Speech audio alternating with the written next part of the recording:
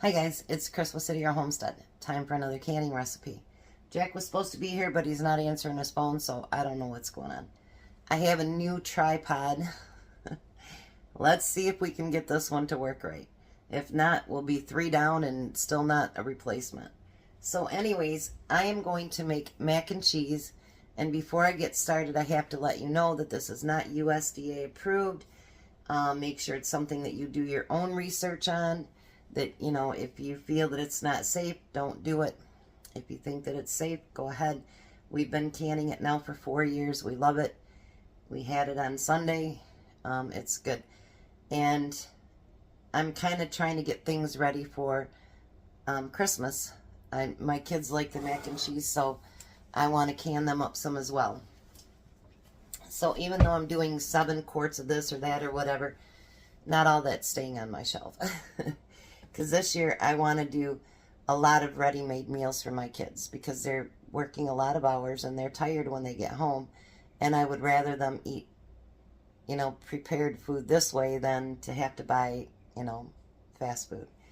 So normally I use from Sam's their cheese, but they don't have any. Well, they do, but they want me to pay $8 to ship it to me and I don't want it. So I end up getting a sharp cheddar cheese sauce, which I figure, you know what, it'll be fine.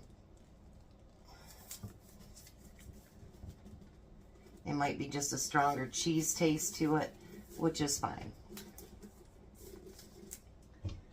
We're going to empty that out completely into my pan.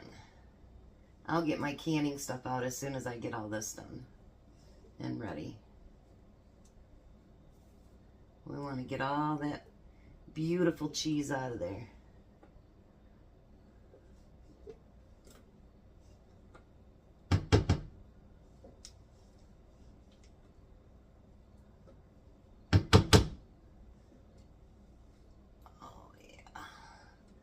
I notice this is just a little bit darker than the other cheese sauce. Alright, so now what else I want to do is I want to fill this up with chicken broth.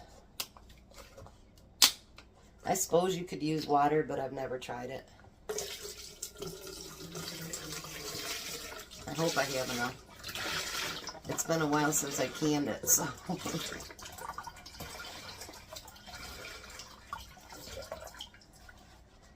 I had Tom bring me up 4. If I have to make more, I can.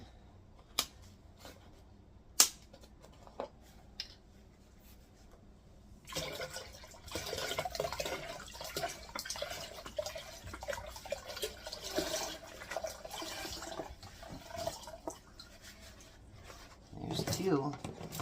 Let's hope 4 does this.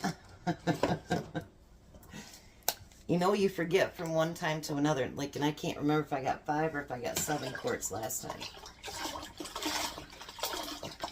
Well, guess what? It only takes 3. So we have 1 left over. That's fine.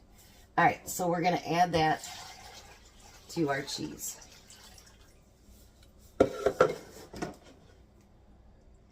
Now, I got the less sodium one because... you know, that cheese has salt in it, and so does your broth. And my ex-daughter-in-law said to me, she goes, "Did you put salt in that?" And I'm like, "No, I didn't. It's from the broth." So I get the less sodium. We want to get that all mixed in there together so it's nice and smooth.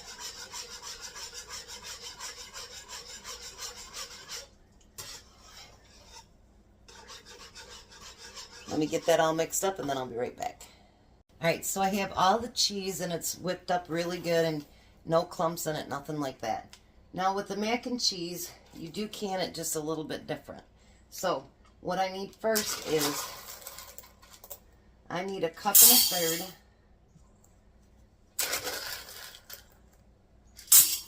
in every jar of the macaroni.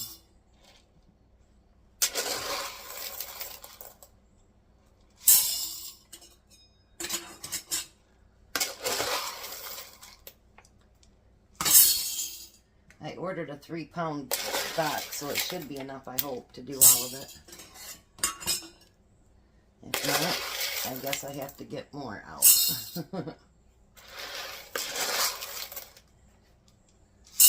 And you don't want those like rolling over cups, you know what I mean? Just an even cup and an even third.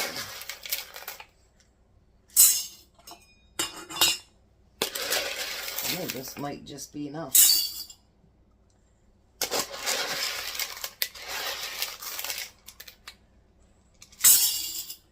If there's any left over, it certainly won't be very much.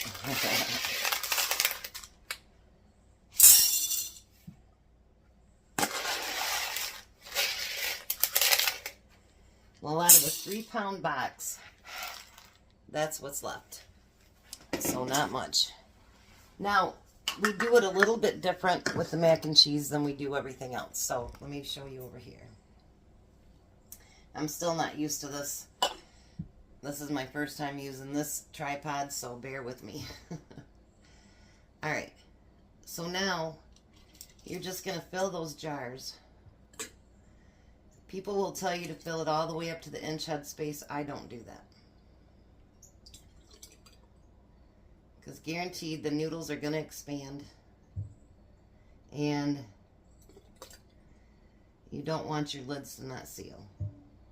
So I go just below the 1 inch.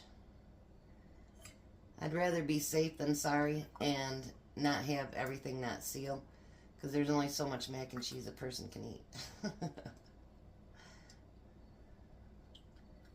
So just about there. Excuse me. Then what we do is, I'm going to pull this out here a little bit. I got some down the side, but that's alright. I wash all my jars before I put them away anyway. So we're going to wash the rims really good to make sure we don't have any of that cheese on there. I do not, for people that like to use vinegar, that's fine. But I do not use this because I don't want the cheese to get any vinegar in it. Let me get some of that cheese off the side. Now I'm going to put the lid on it and the ring. And then instead of debubbling, this is what we do. You're going to shake the noodles down and just shake it up.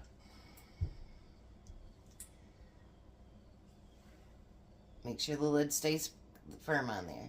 Alright, so I did not like how it didn't come off the bottom when I shook it. So I'm changing out the lids, rewashing them, and I actually debubbled it first because it was sticking to the bottom and you don't want that to happen. Because then you'll have a whole bunch of noodles at the bottom and not, see now I don't have it at the bottom. It's all throughout it. If you want to shake it up now, you could, to shake it up even more. So let's do one more. Might help if I had that there, huh?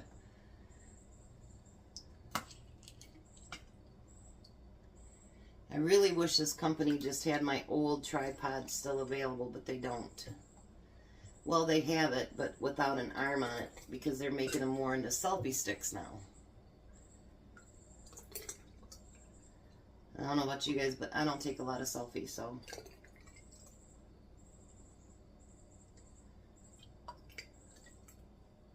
Just a little bit more. Like I say, I can't remember if this did 5 or 7 quarts, but we'll figure it out. So I'm going to debubble it a little bit first, because for some reason these noodles are like sticking right to the bottom.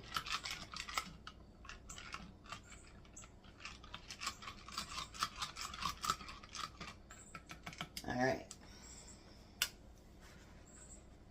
Now we want to find a piece that doesn't have cheese on it, because boy have I made a mess. Nobody ever claimed I was a clean canner. And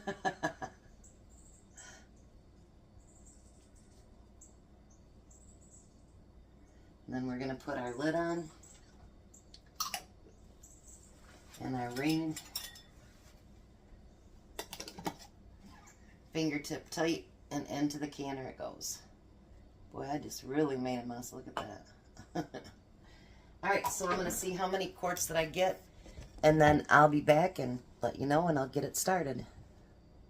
Alright, so I did get full 7 quarts. I had just a little bit of cheese left, but not much. So it was almost like perfect. I shook them a little bit before I put them back in there. And now it's in the pressure canner. And I'm going to let the vent tool here come to where it starts to release the steam for 10 minutes. We want it to be a solid steam, not any like that. We want it to be solid. Once it does that, we can put our jiggler on. We get the jiggler so that it's starting to go. Then we can adjust our heat. The canning time for this is 20 minutes. So we will get this going and see how this mac and cheese turns out. Again, this is not USDA approved. I have to keep reiterating that so I don't get in trouble. But it is not USDA approved. So you always judge for your own self what you want to do. And there's a lot of stuff that people can that I would never do. And there's stuff I'm sure that I do that people would never do. So you make that decision for yourself. But anyways, we're going to get to this canning. Alright, so there we go. There's all my jars of mac and cheese. Look how beautiful that is. You can hear Jack's canner going in the background. He got here a little late, didn't you, Jack? Yeah. So his is going now. So he'll have his in about another 15, 16 minutes. But there you go. Again, not USDA approved. Can your own mac and cheese. You guys have a blessed day and be a blessing.